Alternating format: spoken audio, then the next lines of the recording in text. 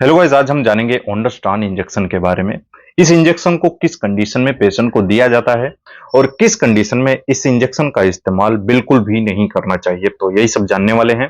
तो वीडियो को पूरा देखें। अगर चैनल पर नए हैं, आगे बढ़ने से पहले इसको सब्सक्राइब जरूर कर लें, बेल आइकन को भी प्रेस कर लें, जिससे कि ऐसे इंफॉर्मेटिव वीडियोस आपको हमेशा मिलते रहेंगे।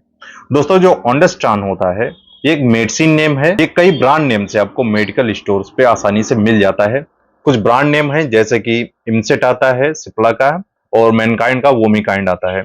इसी तरह से कई कंपनियों के अलग अलग तरह के ब्रांड नेम होते हैं, लेकिन इसमें जो मेडिसिन होती कंटेंट्स होता है वो ओंडास्टान ही होता है। ये टेबलेट फॉर्म में भी आता है और सिरप फॉर्म में भी आता है। पेशेंट की कंडीशन के अकॉर्डिंग ही इनको डोजेस फॉर्म में देते हैं। जैसे अगर कोई ओरल नहीं ले पाता है, बच्चा है या फिर अडल्ट है, तो उसको आईवी या फिर आईएम पेशेंट को दिया जाता है, यानी कि नस के द्वारा दिया जाता है या फिर मांसपेशी में लगाया जाता है। तो कब लगाया जाता है, तो अब जान लेते हैं इसके यूजेस के बारे में। दोस्तों, अगर कोई पेशेंट है आपके क्लिनिक पे आया, आपके पास आया है और उसको लगातार वोमिटिंग हो रही है, वोमिटिंग किस वजह से हो रही है ये भी आपको जानना काफी जरूरी है। पेशेंट से हिस्ट्री लीजिए। उसको इंडाइजेशन की वजह से अगर वोमिटिंग हो रही है, जैसे कि खाना उसने खाया और डाइजेस्ट नहीं हो पाया और वोमिटिंग हो रही है, कई बार पेशेंट को डायरिया की कंडीशन हो जाती है, डिसेंट्री हो जाता है, तो इस कंडीशन में वोमिटिंग लगातार पेशेंट को होती रहती है। तो उसको कंट्रोल करने के लिए, उसको रोकने के लिए ओंडास्टान इंजेक्शन लगाया जाता है। और इसके अलावा क्या कर सकते हैं, कई बार क्या होता है, अदर बीमारियां हो जाती हैं, मेडिसिन के साइड इफेक्ट की वजह से भी वोमिटिंग होती है। आपने हॉस्पिटल वगैरह में देखा होगा, पेशेंट जब एडमिट रहता है तो उसको इंजेक्शंस लगाए जाते हैं कई सारे, जैसे कि एंटीबायोटिक्स होते हैं और भी इंजेक्शंस होते हैं जिनके साइड इफेक्ट की वजह से पेशेंट को वोमिटिंग होती है या फिर होने के चांस रहते हैं।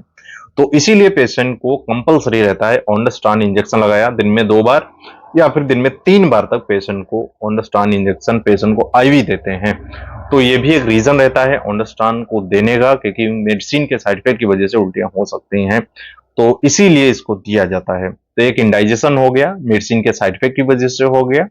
और तीसरा हमारा हो गया बीमारियां। बीमारियां कौन कौन सी, जैसे आपने फीवर देखा होगा, जैसे मलेरिया हो जाता है, टाइफाइड हो जाता है, डेंगू हो जाता है। वायरल फीवर में भी वोमिटिंग होती है। वोमिटिंग इसलिए होती है क्योंकि जब फीवर बहुत ही तेज आता है तो हमारा डाइजेशन सही नहीं रहता है। लीवर में कई बार इंफेक्शन हो जाता है, सूजन आ जाती है, वायरल हो जाता है, तो इस वजह से वोमिटिंग होती है। तो इस कंडीशन में भी ओंडास्टान इंजेक्शन लगाया जाता है जब पेशेंट ओरल मेडिसिन नहीं ले पा रहा होता है। तो इसको पहले दिया जाता है, उसके बाद सारी मेडिसिन दी जाती हैं। तो इस कंडीशन में इसको देते हैं। और तो अब जान लेते हैं किस कंडीशन में इसका इस्तेमाल नहीं करना है। सबसे पहली बात आपको ध्यान रखना है, अगर कोई अल्कोहलिक पेशेंट आया है, जैसे कि उसने शराब पी रखी है, ड्रिंक की थी और उसको उल्टियां हो रही हैं, तो उसकी उल्टी आपको रोकनी नहीं है।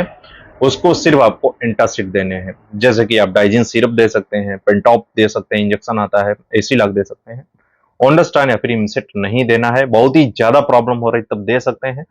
हमेशा ध्यान रखें, अगर वोमिटिंग हो रही है अल्कोहल की वजह से, ड्रिंक किया है, तो इस कंडीशन में आपको ओंडास्टान इंजेक्शन नहीं देना है। और दूसरी कंडीशन वो होती है जैसा कि मोशन सिकनेस। कई बार क्या होता है, लोग ट्रेवलिंग करते हैं, कार से जा रहे हैं, बस से जा रहे हैं, ट्रेन से जा रहे हैं, और उनको वोमिटिंग होने लगती है, उल्टियां लगने लगती हैं। तो इस कंडीशन में ये इंजेक्शन वर्क नहीं करता है। अगर आप देते भी हैं तो वर्क नहीं करेगा, थोड़ी देर बाद फिर उल्टियां स्टार्ट हो जाएंगी। तो इसके लिए आप कर सकते हैं, मोशन सिकनेस को दूर करने के लिए फिनारगान आता है, सबसे अच्छा रहता है मोशन सिकनेस में। ट्रेवलिंग करने से पहले पेशेंट को दे दीजिए, उसको उल्टियां या फिर सर चकराने जैसी कंडीशन हो जाती, सर चकराने लगता है, तो उल्टियां नहीं होंगी।